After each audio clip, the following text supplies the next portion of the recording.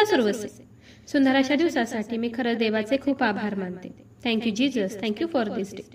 And today I bring a great promise of Lord. Hebrew chapter 6 वर्स 10. इब्रिकरस पत्र याचा 6वा अध्याय 10वं वचन आज आपण पाहणार आहोत. कारण तुमचे कार्य व तुम्ही पवित्र जनांची केलेली व करत असलेली सेवा आणि तुम्ही देवावर दाखवलेली प्रीती ही विसरून जाण्यास तो अन्यायी नाही. Hallelujah. Really what a great promise of Lord. खरंच खूप सुंदर असं देवाचं हे वचन आहे.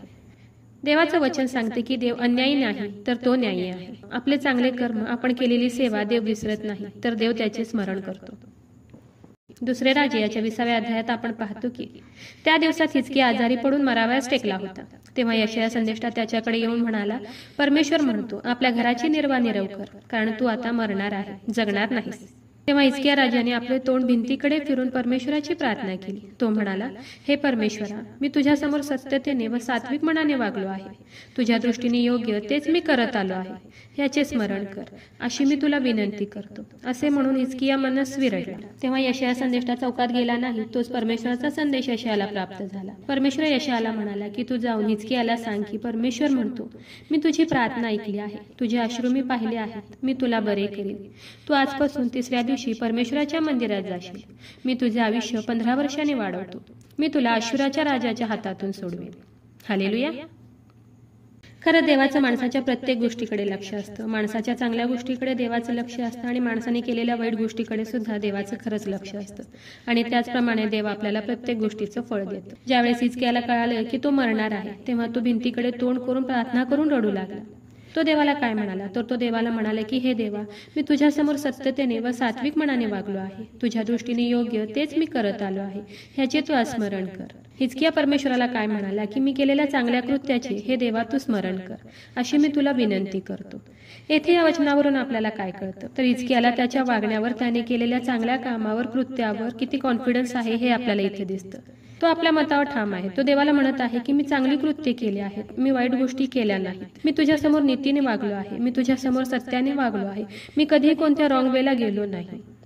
तुझ्या दृष्टीने तुझ्या नजरेत जे योग्य तेच मी करत आलो आहे, ह्याचे तू स्मरण कर, अशी मी तुला विनंती करतो. असे म्हणून हिजकिय्या राजा मनस्वी रडला. तेव्हा देवाला त्याची दया आली. देवाने त्याला बरं केलं. देवाने त्याचं आयुष्य 15 वर्ष अधिक वाढवून दिलं.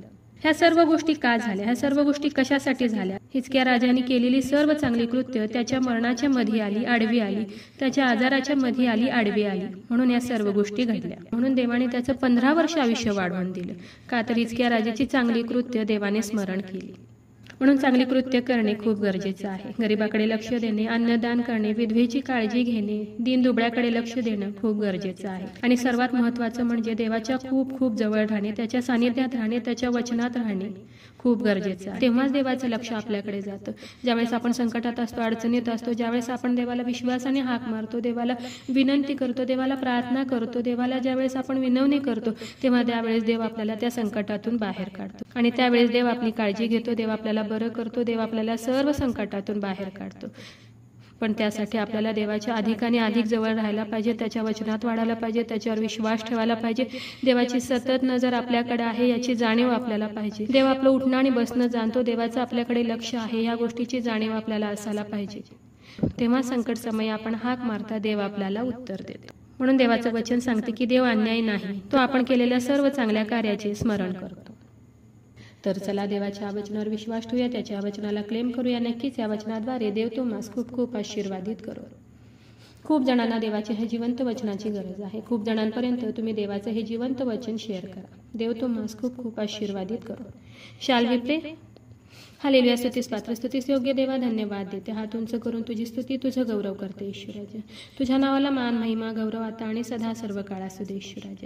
सुंदर अशा दिवसासाठी मी मनापासून तुझे आभार मानते ईश्वराज. सुंदर असं वचन, सुंदर असं गोड प्रॉमिस देव बाप्पा, तू आज आम्हाला दिले उपकार मानते ईश्वराज. हो देव बाप्पा, तुझं वचन सांगते की मी तुझ्या सर्व चांगल्या कृत्याचे स्मरण करणारा देव. हो ईश्वराजा, तू अन्यायी नाही तर देव बाप्पा तू आमच्या सर्व केलेल्या चांगल्या कृत्याचे स्मरण करणारा तू देव ईश्वराज. हो देव बाप्पा, खूप सुंदर प्रॉमिस देव बाप्पा तू आज आम्हाला दिले उपकार मानते ईश्वराजा. जेवढ्याने देव बाप्पा तुझं आजचं हे वचन ऐकले प्रभू ईश्वर बाप्पा, त्या प्रत्येकाला तू आज आशीर्वादित कर. तुझ्या वचनावर विश्वास ठेवण्यासाठी, तुझ्या वचनाला क्लेम करण्यासाठी, तुझं वचन सतत डिक्लेअर करण्यासाठी, घोषित करण्यासाठी आज तू प्रत्येकाला मदत कर, सहाय्य कर प्रभू ईश्वर बाप्पा. आणि देव बाप्पा त्याने आजपर्यंत केलेल्या सर्व चांगल्या कृत्याचे येशू तू आज स्मरण कर प्रभू ईश्वर बाप्पा. आणि प्रत्येक संकटापासून तू त्यांचं संरक्षण कर. आग्रहाची विनंती करत आहे प्रभू ईश्वर बाप्पा, जेवढे प्रेयर रिक्वेस्ट आले तुझ्या हातात देते. प्रत्येकाची प्रत्येक गरज नासरेत कर येशू, तुझ्या नावात तू आज पूर्ण कर. आग्रहाची विनंती करत आहे प्रभू ईश्वर बाप्पा, जेवढे लोक आजारी आहेत, त्रासात आहेत, संकटात आहेत, हॉस्पिटलमध्ये आहेत प्रभू ईश्वर बाप्पा, ज्यांचे रिपोर्ट्स येणार आहेत, जे आजारी आहेत देव बाप्पा, जे कोमात आहेत प्रभू ईश्वर बाप्पा, ज्यांची सर्जरी झाली आहे प्रभू ईश्वर बाप्पा, ज्यांची सर्जरी डॉक्टरांनी सांगितली आहे प्रभू ईश्वर बाप्पा, जे ICU मध्ये आहेत देव बाप्पा, जे व्हेंटिलेटरवर आहेत प्रभू ईश्वर बाप्पा, त्या प्रत्येकासाठी आग्रहाची विनंती करत आहे प्रभू ईश्वर बाप्पा. तुझं स्वर्गीय सामर्थ्य तू त्यांच्याकडे पाठवून दे प्रभू ईश्वर बाप्पा, आणि तू त्यांना स्पर्श कर आणि बरं कर प्रभू ईश्वर बाप्पा. माझा विश्वास आहे ईश्वराजा, तू माझी प्रार्थना ऐकली आहे. I pray in the mighty name of Jesus. Amen.